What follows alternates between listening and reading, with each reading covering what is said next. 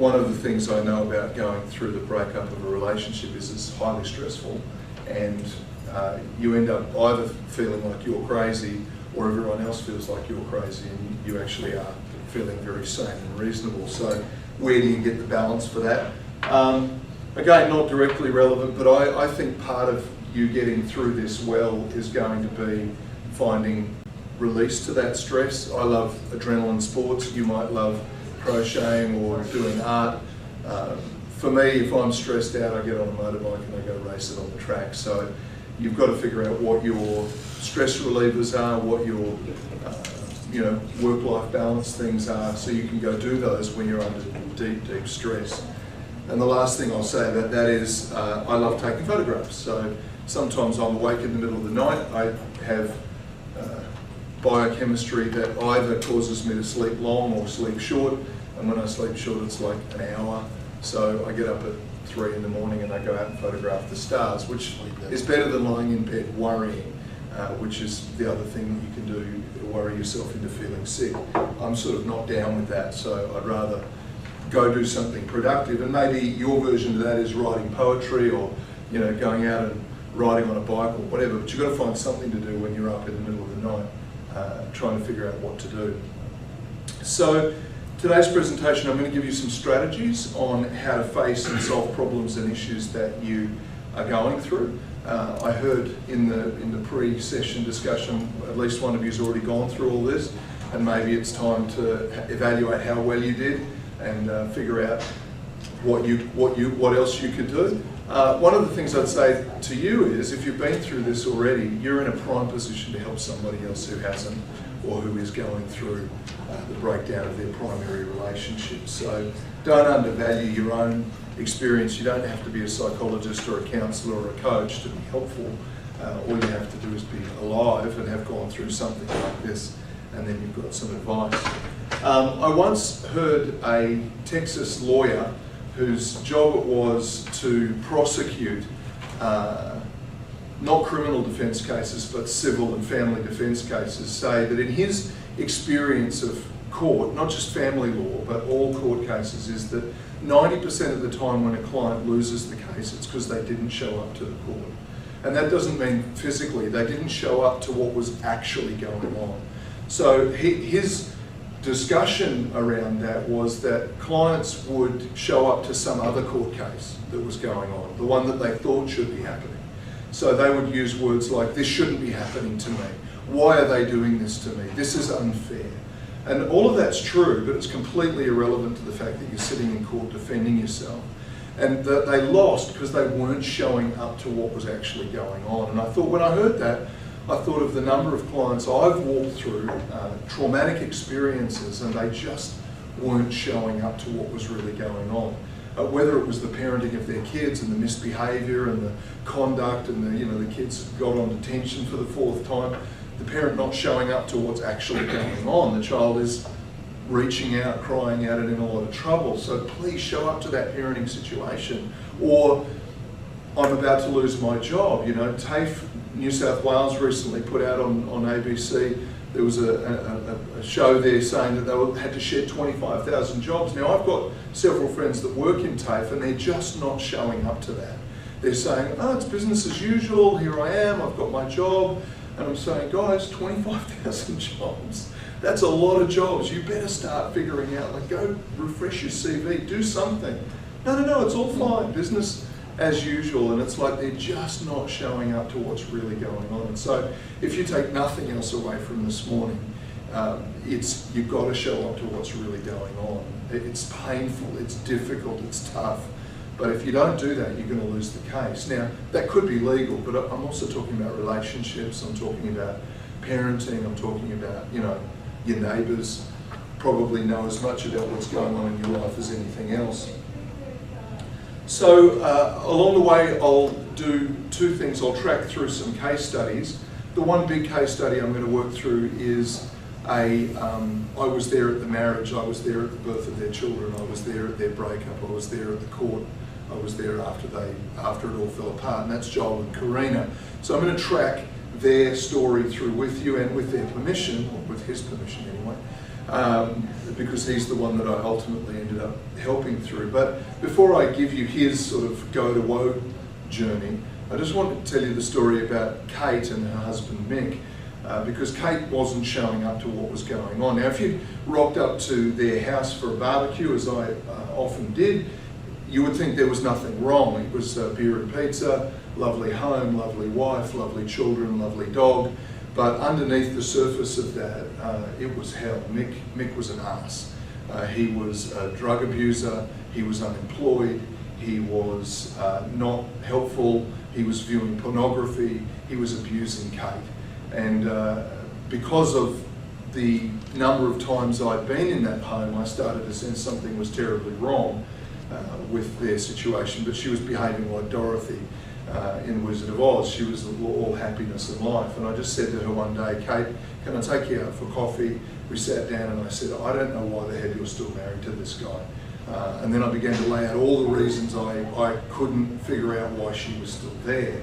And I was met with anger, and then with denial, and then with defensiveness, and ultimately, I just kept ringing and saying, have you left him yet? Have you left him yet? Have you left him yet?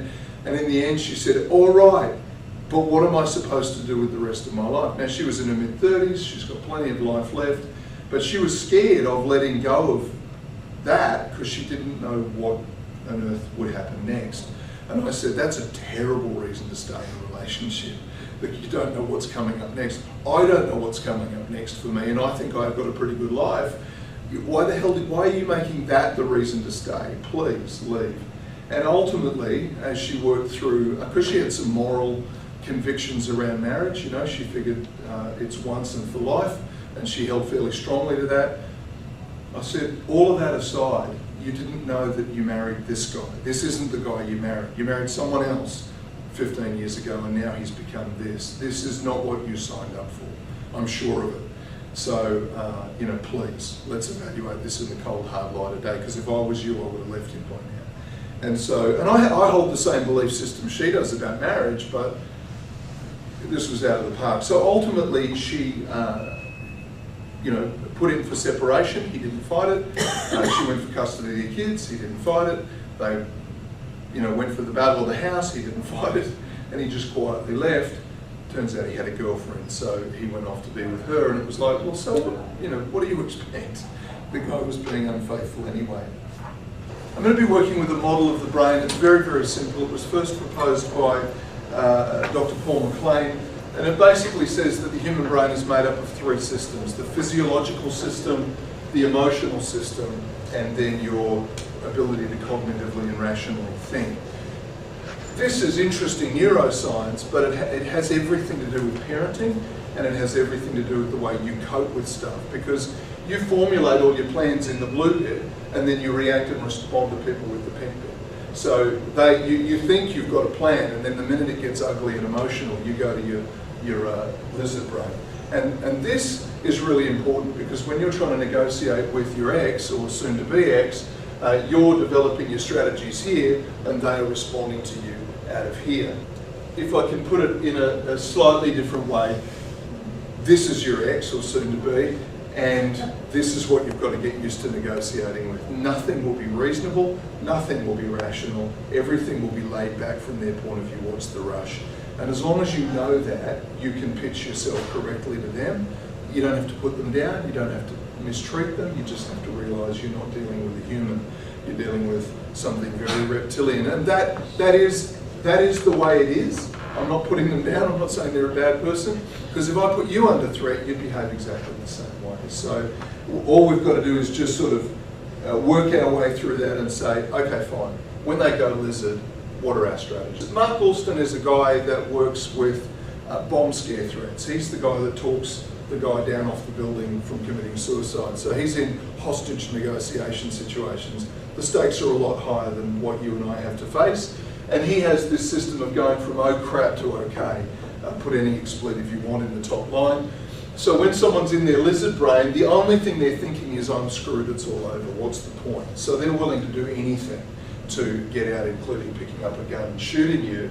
You can talk them down to, oh God. So then they sort of say, well, this always happens to me, I'm a victim, why is this happening to me, life sucks. if you can get them into their emotional brain, they're willing to then say, oh geez, all right, well, I can get through this, give me a strategy, let's talk, let's see what we can do. If you can get them up into their rational brain, then they say, oh well, let's figure out what we need to do, as you're doing today, and then finally they go, right, I'm okay, let's get to work, let's get on with it. And you've been through that journey. If you have a big fight with your spouse or friend or lover, and you go here, it could take a whole day to go from oh crap to okay. But once you know that's going on, you can do this in 30 seconds. So anyone who's done public speaking, they get up, their mouth is dry, their hands are shaking, they're worried, they're lizard braining in front of you, and if they don't know how to talk themselves down out of that state in 30 seconds, they're done for. So it can be done. The peak athletes learn how to do that. You know, you imagine coming up to the starting line and feeling how that feels.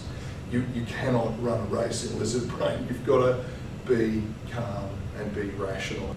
What are 5 things that we can do as we begin to prepare for the fight? Number 1, face the truth, and I'll unpack these as we go. Number 2, show up to the fight that's actually taking place and not the one you wish was taking place. Number 3, we've got to get you into a place where you back yourself and you let go of the past, because we've got a lot invested in that relationship. We've got a lot invested in our current life, and sometimes we have to be prepared to let everything go so we can negotiate properly. We've got to learn how to communicate properly, and we'll do some, dealing with lizard brain kind of techniques. And those, by the way, all of these techniques are going to be useful in every relationship you have, so it's not just the one that you're dealing with. And probably the most important thing I want you to take away from today is how to take care of yourself. Mentally, psychologically, emotionally, what can you do to take care of yourself? So let's go to the core business of, number 1, working on you. So I want to help you turn up to the fight the best you can. Then we'll talk about communicating, and then we'll talk about ways to de-stress and get on with life. So I told you that I would work with a case study, and this is my dear friend Joel. He's an engineer, he's an Australian engineer, and he married a South American feisty, fiery dentist. She was wealthier than he was, she was more successful than he was, she was more powerful than he was, and they fell in love. They collided, they had a child, and 5 years later the relationship was a mess. She'd found another boyfriend who was her own culture, race and religion, and basically decided that whatever they had was worth tearing up. So he literally was 100%, as far as I can see, the victim in this game. He hadn't done anything, he hadn't been unfaithful, there was nothing that he could control or cope with, so 100% the victim as far as I can tell you. Of course, nobody's ever got clean hands, maybe there were things he needed to do. But dealing with him, we had to say, look Joel, it's not you, it's her, okay? Whatever else is going on here, you got to show up to this fight and realise she isn't the woman you thought you were marrying, she's someone else. We've got this doppelganger effect going on, and someone else has inhabited your wife's body, and I'm really sorry about that, but it's not going to last. She's left. I mean, there's no repairing this thing, so let's actually be honest about that. I'm really sorry, I don't want to make fun of your pain, but you of course you've made mistakes, and we'll go through some of the really killer mistakes he made, like having arguments via text. That was really stupid, so we'll work through that. Let's examine some of the defining moments, like when you fell in love with her, what were you thinking? Because she was always like this, and as we work through that conversation, it turns out she was just like every other girl he'd fallen in love with. The tragedy of this story is he left her and fell in love with her Mark III, and the whole thing just repeated itself over and over. Thank God we got involved. It only ended 12 months later, not 5 years, and no child. So, Joel, come on, mate. What's going on? What can we learn? What are the defining moments? What's going on inside you that attracts you to somebody like that? Let's work on you so that you can get better. Let's let go of the past. They had a house, they had memories, they had a son. That is what it is, but you're not invested in that anymore. We have to build something for the future. And in truth, it's your son that's paying the price here. So let's face him, let's show up to him, let's be there for him and do everything that we can to save and rescue his story so that he doesn't end up with the same sort of messy outcomes that you have. So Joel, this is really happening. You know, you didn't sign up for this, but it's happening, mate. So let's be there, let's understand what's going on, and let's begin, because she's going to make you pay the price. She's going to make you pay as heavy as she can, and she's not on your side. So you've got to show up for this fight. It can't be fixed with make-up sex, which was her, you know, sort of gamut of tools to say I'm sorry, or hold him at arm's length, then offer to make love, then hold him at arm's length, and then sue him. So it was like, you know, for God's sake, stop that. Don't be available to that. A simple apology isn't going to put Humpty back together again. This is profoundly broken. You know, and she was apologising and then ripping his heart out, then apologising. You know, just horrendous. And let's be really, really honest about how poor your decision making was in the first place. It's hard conversation to have with your mate, you know, but let's talk about what you did, because I don't want you to do that again. Mahatma Gandhi once said this: freedom is not worth having if it doesn't involve freedom to make mistakes. Another way, my business partner Jamin says this: if you can't say no, you can't say yes. If you can't say it's over, then you weren't really ever married in the first place. You can't end something if you don't have, you can't give yourself to something if you don't have permission to end it. And so often we struggle with guilt and shame and regret and worry that we're doing the wrong thing, whatever that is. And there are right and wrong things, but that's kind of not the point. The point is you had permission to say yes, you have to have permission to say no, or it's not freedom at all. It's something else, like prison. Just if you've booked in to see a psych or a counsellor, you're probably going to hear them say this at some point: you're a broken human being. You have freedom to make choices. You have desires and rights to go after it. You're going to win some, you're going to lose some. So you have to give yourself permission to make a few mistakes along the way. And maybe this is one of them. Maybe you're going to do your best to relate to this person as best you can and still make mistakes. So give yourself permission to not be 100% and not be perfect. Give yourself permission to just have a crack at it and see if you can make it. No, it doesn't work. Okay, fine. So permission to fail and permission to do it badly, but at least you're showing up to what's really going on. I'm flawed, I make mistakes, that's okay. I'm not excusing my mistakes, I'm just saying I'm allowed to make them. Now, I don't know how far you are into the breakdown, but divorce is ugly. Breaking up a relationship like this is horrible. There'll be tears, there'll be denial, there'll be anger. There's no way of making that any better. When humans get into a really threatening situation like that, we love changing the truth. We generalise, we obfuscate, we outsource blame, and we don't want to feel the pain, and it's very natural to distance ourselves from what's going on. The difficulty is you are fully 50% of what's going on here, and it's going to be hard to put any distance between you and what's going on. It's a tornado, and you're in the middle of it. So try not to deceive yourself about what's going on. Try to keep centering on what's really happening and say, wow, this is ugly. Wow, I can't believe a person's capable of treating someone else like that. Oh my God, that was hurtful. Why did you say that? But just keep showing up. It's the only way to deal with it. And if you read the diaries of people that went through things like Auschwitz, that was their sanity. That they did not deny being in a concentration camp. They showed up every day saying, this is horrendous, but I'm here. Okay, and I'm alive, and I'm going to survive this if I can. But they didn't say to themselves, I'm not in a concentration camp. They showed up, and they were trying to be honest about what was really going on. So the other way I like to view disasters is to say, what a fantastic opportunity to learn and grow. Bit of a Zen philosophy statement. It's better to let go of something than to hold on to nothing. And this is the thing I ended up having to say to Joel was, what you have left amounts to nothing. Actually, it amounts to less than nothing. It amounts to a lot of negativity. So it's better to hold on to nothing, you know, to let go of that thing than to hold on to nothing, because that's really what we're talking about here. There's not much left, and there's not much hope. Now again, I've also walked through people to the brink and then had them both change, and then decide they want to restore this thing, and then go through all the heartache and pain of rebuilding a brand new relationship. If that's the outcome, awesome. But let's not deceive ourselves. That's a very slim possibility, It is a possibility. So we can hold out hope, but once they file the papers and you're in court, please, let's be real about what's going on. So you have the right to set boundaries, you have the right to your own space, you have the right to time to respond to things. You don't have to react and reply immediately, even though they want to demand that. You can learn to say no and put up those boundaries and barriers and establish rules of communication. They will want to violate those rules of communication, so you establish them with whatever force is available to you.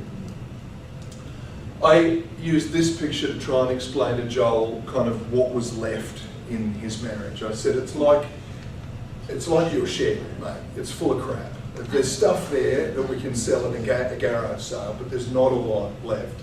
And there's certainly no Porsche parked there. So let's go in, let's salvage what we can, sell it off, keep your son, because he's very, very precious. He's the Porsche.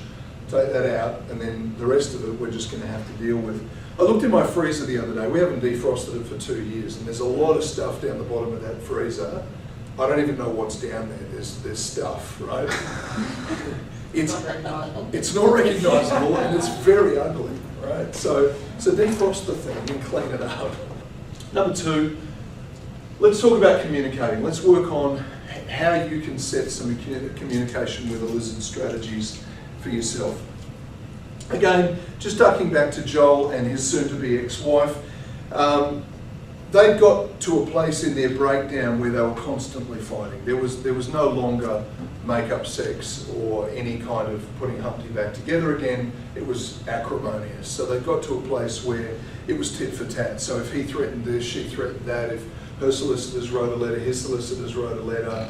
It was all of that going on, and they were burning the money they had between them on solicitors. So I'm hoping you'll cover how to save yourself that. They burned $100,000 as well. So please let's save that rubbish. The assets and the kids were all getting damaged in the fight. So let's try and rescue those things. And getting separated didn't solve anything, because they could still have their fight via text, and they still stayed up late at night and wrote nasty emails to each other. And in the advent of Facebook, she started having those conversations in public, and it was just like, wow, okay, guys, let's behave like adults, please. And it was a kid drop-off, it was a kid pick-up, it was on the soccer field, it was yelling at each other over, just one of the things straight up that I said to Joel was, for God's sake, don't text her and have a fight. Right fighting is, I'm right, and neither of you are right. You're both right, you're both wrong, you're both adults, you're both stupid, so stop it. Stop it, and please, please, please, please don't text each other. So she was trying to bait him via text all the time, and he'd react and respond, and then I'd ring him and say, you texting your soon-to-be ex-wife? No, I was. Get a grip, mate. Because all of that can be submitted in court. And you don't know what you're saying, lizard brain. And it's all going to be submitted as evidence that you're not a good parent. So only use text to set up appointments. Say, I will meet you at the solicitor's at 9, full stop, no more reply. Back at you bitch, blah, blah, blah. Nothing. Don't even respond. It's you've got to let that go and just say, I'll talk to you tomorrow, or face to face, or whatever. I'm sure that we've all made those mistakes. You know how when you get started, you run off at the mouth, and then you say stuff you regret later? I said, whatever you're going to say to Karina tomorrow, do me a favour and prepare a stump speech. So a stump speech is a 60-second speech where you start and you say what you have to say, and it's a summary of everything you want to get done. I said, before you go and see her tomorrow, make a stump speech. Just give me 60 seconds right now over the phone of what you're intending to say. And he'd blabber on for about 9 minutes. I'd say, stop, that's all rubbish. Give me 60 seconds starting now. And I'd get one of these clock alarm things. Go. Take him 5 minutes. No, 60 seconds. Say what you want to say. And it's a really, really good discipline And if you can master that, you can master fronting your boss for a pay rise, you can master fronting an abusive co-worker, you can master public speaking, is developing a stump speech. And this, what a learning environment you have with a very aggressive audience who don't like you. What a fantastic school to learn how to communicate well in. The other mistake, as I've already alluded to, was he would often get into the fights after 9 p.m. So the tireder you get, the lower your defences are, the less rational you become, the more lizard-like you are. Set yourself a technology curfew. Now, there are some beautiful applications that you can load onto your laptop and your iPad that will turn it off overnight and not let you use it until a set time in the morning. If you lack self-control, load those apps. If you've got great self-control, put yourself some kind of technology curfew where you say, I'm not going to answer email, any email, not even from him, but any email, until 8 o'clock in the morning, and I refuse to answer afterwards. So this is kind of the bomb. So what I would really love for you to do is have some techniques for staying in your neocortex, staying rational, staying reasonable when your whole world is being torn apart. So let's talk about how to stay sane. And again, let's just duck back to Joel and Karina. So eventually they separated, they got divorced. She gets 60%, he gets 40%. She falls in love and marries the South American and wants custody of the son and wants to go overseas. So suddenly he's in a situation where she wants to go to another country and the boy may never come back. So he has to face up to that truth and go get court orders and have the passport documents held by the police. Hates doing that because he feels like he's, being some kind of Gestapo officer, but in truth, he was a flight risk. So let's go do something about that. He started, as soon as it was all over, the divorce, the nice, whatever the creed is called, where you cut it all off and it's over. Once he'd signed that, he experienced waves of guilt and shame and anxiety about having made the wrong decision. And in truth, he had no choice, right? It was over. She was making it over. But he, for no very good reason, began to experience all these overwhelming feelings of, but what if, and how come, and why can't I, and all this sort of stuff. Is that just grief? It is grief. It's exactly grief. But it feels like guilt or shame or anger or regret. And it's actually him just saying, oh my God, it's over, I've lost someone, they've died. So we need some strategies for working through that. He had anxiety attacks, he had sleepless nights, he was medicating with alcohol and other things. So we've got to have some strategies around that. And his psychologist suggested that he keep a diary of his emotions and his journey. And I thought that was a really, really helpful suggestion just for himself to measure himself. How am I doing? So what are some steps to staying sane? Number one, you've got to find your own space. So you used to live in a family home with someone, you may or may not have had children with them. You've got to go find your own space, okay? Now that may mean finding your own apartment, it might mean moving back home, although that's a bad idea. So if you go back to live with mum and dad, don't stay there, stay there for a week or a month, but you've got to go find your own space that you can mark as your territory, and there needs to be a place in that home where you can go and cry, or go and write your diary, or go and play your guitar, or pray, or whatever it is that you need to do, a space in that home that's sacred to you. So find your own space and a place in there that you can really call your own. Secondly, this is a lovely piece of mental health out of Stephen Covey's 7 Habits of Highly Effective People. Deal with things that you can control, not with things that concern you. So I was worried about the weather today. I can't control the weather, but I can bring a jumper. I can worry about the economic climate, but there's not much I can do about interest rates. I can control my mortgage and the payments I make to it. So Joel couldn't control the movement of his wife. He could control the passport of his son. So the more you focus on things you can control, the more in control you get. And the more in control you get, the less anxious you will feel. So go through the things that worry you and ask yourself, what about this do I actually have control over? And let me work on that. So back to the communication model.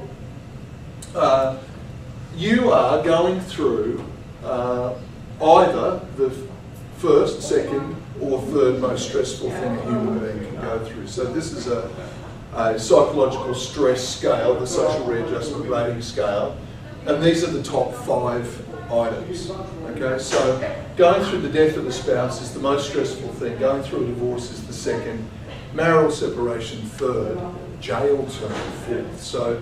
So over the course of this situation, you're going to track through number 3 and number 2 and realise that you're going to often go to lizard brain yourself. You're going to be operating out of a place of biological survival, if not emotional survival, and that's not a great place to make decisions out of. So it's not a great time to change careers. It's not a great time to add other stressful situations like confronting your parents or whatever other thing turns up in the middle of all this. Leave those for a minute and realise you are in a very stressful situation. So just deal with this. And after it's all said and done, you can come back and face whatever other dramatic things you'd like to cope with. Find de-stressing activities. So you might not be a person that likes meditating, but at least you can learn the process of mindfulness. So mindfulness is a philosophical position of being able to separate yourself from yourself. So you're able to look at the situation from the outside and say, oh, this is curious, look what's happening to me. Oh, somebody's attacking me and they want to take everything I have. Well, this is neither good nor bad, this is neither right nor wrong, it just is. So let me separate myself from that and say, that's curious. Let me be curious about what's happening to myself. So let me be mindful about it. Let me not make any value judgments about my own decisions. Let me step back and offer myself the same compassion I would offer a stray dog. At least offer that level of compassion to myself and find a home and get something to eat and give myself some love and affection, right? Because we're often very harsh on ourselves during these kind of situations. So let me at least treat myself as well as I would treat a stray dog. Obviously, you deserve much more than that.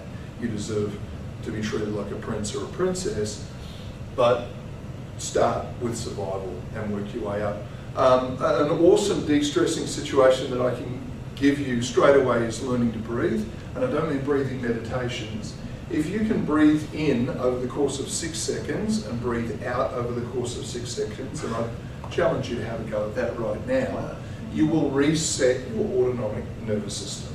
And in doing that, you will experience peace, you will experience safety. So let me count 6 out for you to see how long it is. So if you breathe in for 6, 1, 2, 3, 4, 5, 6, and out 1, 2, 3, 4, 5, 6. 10 is better.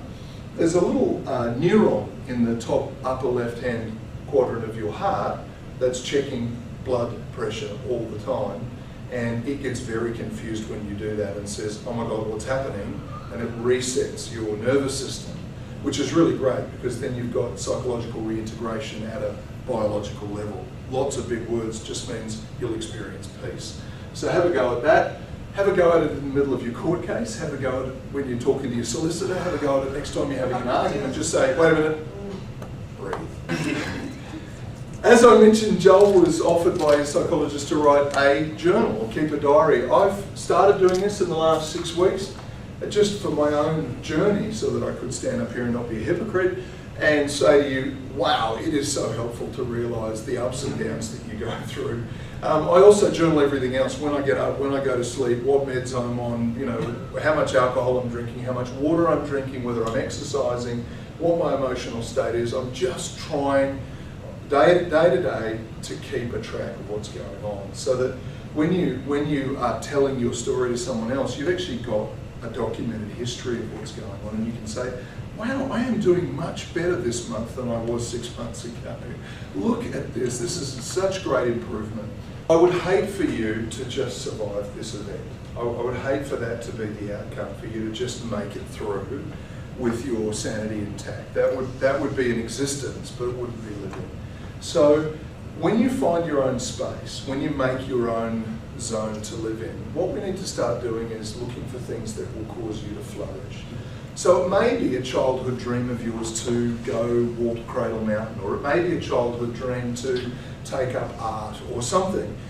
Now is a really good time to go back into the dream space. Now that sounds crazy because you're going through this incredibly stressful event, but believe me, this is going to be a godsend to you. So if you can begin to dream again and say, if I could hit the reset button, which is actually what's happening, if I could hit the reset button and have it all over again and fall in love with someone who really could treat me right, and raise a great family and live in such and such a place, in such and such a house, with such and such a circumstance, what would life look like for me?